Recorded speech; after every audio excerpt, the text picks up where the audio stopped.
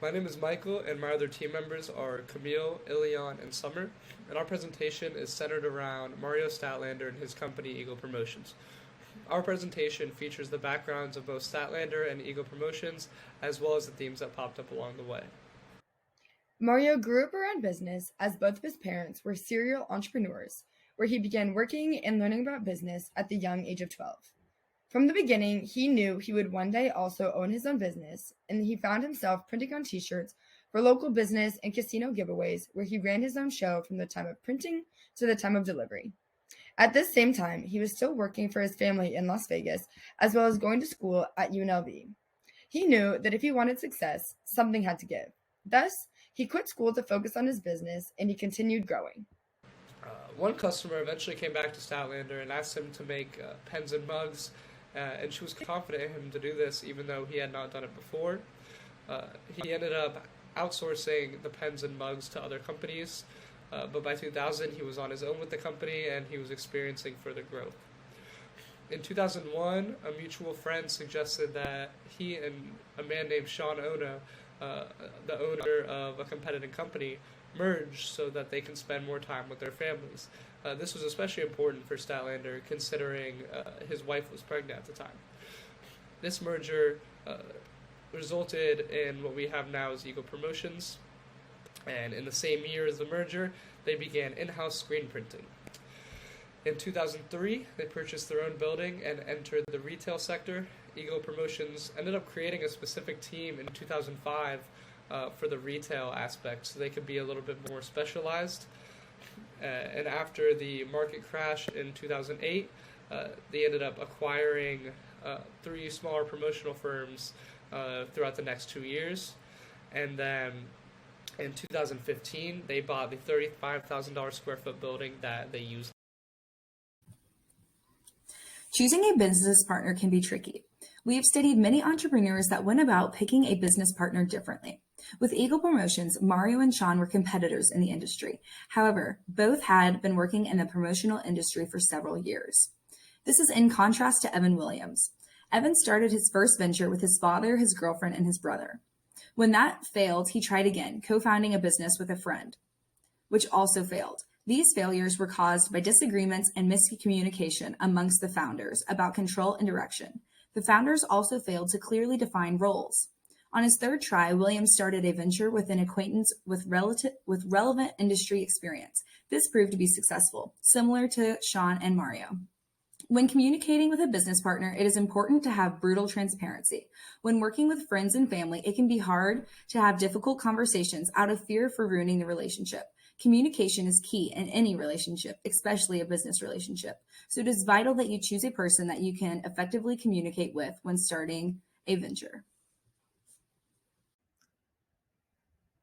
When Statlander and Ono completed their merge, they strategically split the company's equity. Ono's father co-signed on a line of credit that allowed them starting capital that led to exponential growth. Due to this, the equity split consisted of Ono with 51% and Statlander with 49%. This is parallel to the story of Frank Adante and Carey as they started Reaction.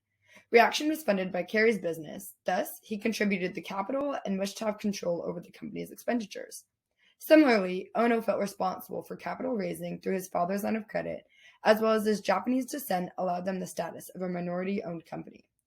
The equity split of Eagle Promotions also encouraged the structure of each founder's roles, as well as opened opportunities within the minority business community. One example is Coca-Cola.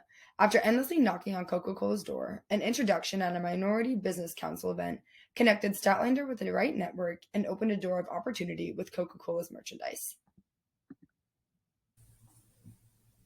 In a business, you want your team members to have complementary skill sets. For example, in Rent a Runway, co-founder Jennifer Hyman oversaw the strategic and marketing vision, coming up with ideas and selling them. Meanwhile, Jennifer Fleiss was very task-oriented, thus she focused more on executing the details. Similarly, with Eagle Promotions, Statlander brought the personality and charisma needed when it comes to finding and securing customers, while Ono focused on the business side, executing the deals. When a team has members with different backgrounds and unique ideas, it can better position a business for success because the team can consider an issue from multiple perspectives. Oppositely, homozygous teams find members having redundant skills and the same opinions, which does not help foster diverse outlooks on a situation. Therefore, intentionally building heterozygous teams is beneficial because it can offer a wider range of capabilities and reaches a more diverse network. So the next thing we're going to talk about is curating that home-work balance. An important aspect to keep in mind as an entrepreneur is to curate that home-work balance. Stadlander is no different. He explained that when he was younger, he had tons of flexibility and could dedicate most of his time to his company. But now, as he's gone older, he's had commitments such as both marriage and the birth of his 2 children, turned his attention away from the company. The merger with Ono allowed him more flexibility to spend time with his family. Stadlander is not alone in this burden.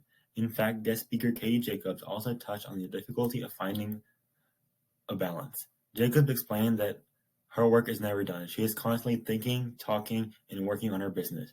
She even stated that sometimes she wakes up at 5 a.m. for work. Jacobs admitted that being an entrepreneur is hard, but also trying to be a full-time wife and mom presents another level of complexity.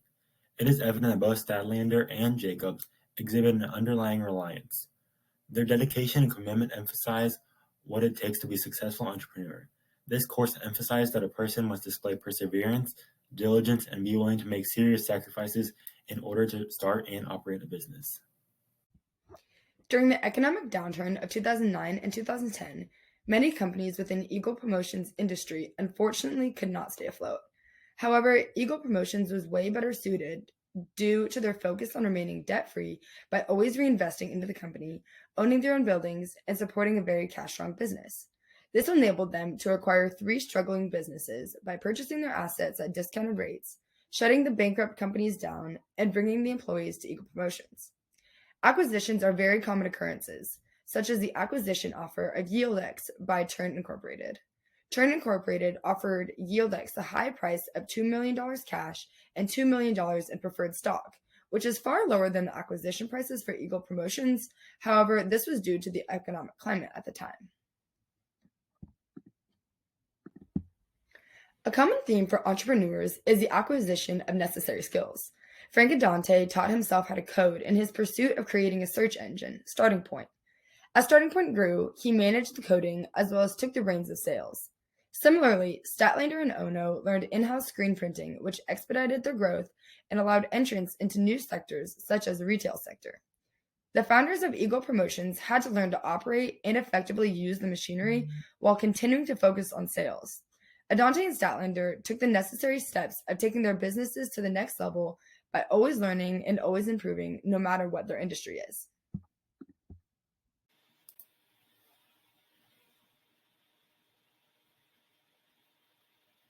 So the next theme we're going to talk about is structure of roles. But throughout his career, Stadlander has focused solely on Eagle Promotions and growing the business rather than on multiple side ventures. This is completely the opposite of what Evan Williams did, who prior to Odeo would experience burnout and just get completely bored and give up on one idea or venture as soon as another idea came to mind. He had lots of brilliant ideas, but he couldn't follow through and execute on one of them. Unlike Evan Williams, Stadlander focuses on executing and scaling his current venture, which is Eagle Promotions. He structured the roles within his company to allow his entrepreneurial passion to shine through. By curating a team that handles customers after they're secured, Stadlander is able to focus on what he enjoys the most, the chase of going after the next big customer with tenacity. Thanks so much for listening.